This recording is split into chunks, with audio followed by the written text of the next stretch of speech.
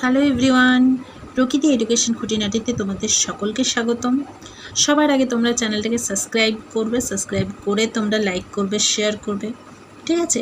তো চলো বেশি কথা না বাড়িয়ে আজকে আমরা আলোচনা করতে চলেছি ক্লাস 5-এর আমাদের পরিবেশ বই থেকে তোমাদের হচ্ছে সপ্তম অধ্যায়ের 129 পাতা থেকে 131 পাতা পর্যন্ত যেটা রয়েছে সেটা থেকে শূন্যস্থান পূরণগুলো শেয়ার করছি এবং শূন্যস্থান পূরণগুলো শেয়ার করছি তোমাদেরকে পারুল প্রকাশনী থেকে, আমাদের পরিবেশ পারুল প্রকাশনী বইটা থেকে, ঠিক আছে?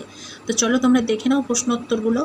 প্রথম প্রশ্ন রয়েছে এখানে, ইট পোড়ানোর জন্য প্রয়োজনীয় ড্যাশ রানীগঞ্জের কয়লা খনি থেকে আসে। প্রশ্নটা হচ্ছে রানীগঞ্জের কয়লা খনি থেকে কি আসে ইট পোড়ানোর জন্য? উত্তর হচ্ছে কয়লা। নেক্সট হচ্ছে, বড় কয়লা খনির গভীরে ড্যাশ করা থাকে। উত্তর হবে সুড়ঙ্গ করা থাকে। পরের প্রশ্ন, বর্ধমান শহরের ড্যাশ রানীগঞ্জ অবস্থিত। উত্তর প্রশ্নটা হচ্ছে, বর্ধমান শহরের কোথায় রানীগঞ্জ অবস্থিত? উত্তর হলো পশ্চিমে, বর্ধমান শহরের পশ্চিমে রানীগঞ্জ অবস্থিত। পরের প্রশ্ন, কয়লা হলো পশ্চিমবঙ্গের প্রধান ড্যাশ সম্পদ।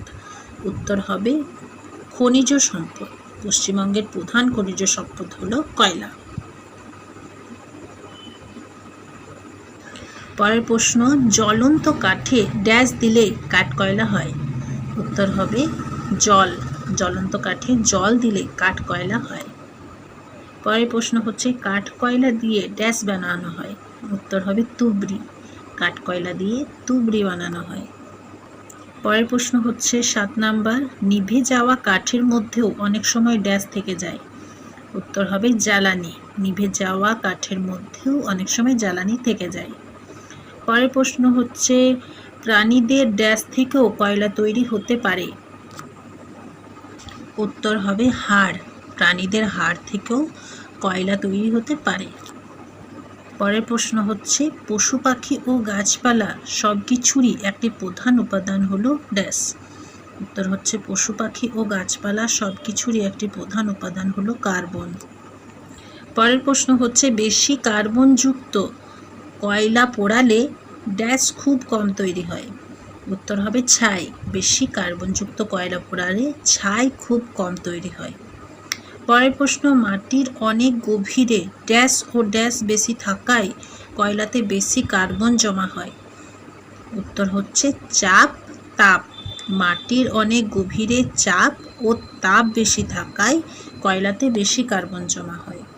নেক্সট প্রশ্ন হচ্ছে, ড্যাশ থেকে গরম লাভা বেরিয়ে আসে। উত্তর হলো আগ্নেয়গিরি। আগ্নেয়গিরি থেকে গরম লাভা বেরিয়ে আসে। আমার প্রিয় ছাত্রছাত্রীরা, আজকে এই পর্যন্তই করালাম। বেশি প্রশ্ন উত্তর কিন্তু রাখিনি আজকের ভিডিওতে, ঠিক আছে? তোমরা প্রশ্ন উত্তরগুলো ভালো করে দেখবে এবং পড়বে, এবং ভিডিওটা ভালো লেগে থাকলে তোমরা চ্যানেলটাকে সাবস্ক্রাইব করবে, লাইক করবে এবং বন্ধুদের মধ্যে শেয়ার করবে। শেয়ার করতে কিন্তু তোমরা ভুলো না। ওকে, কথা হবে পরের ভিডিওতে। তোমরা সুস্থ থেকো, ভালো থেকো, টাটা।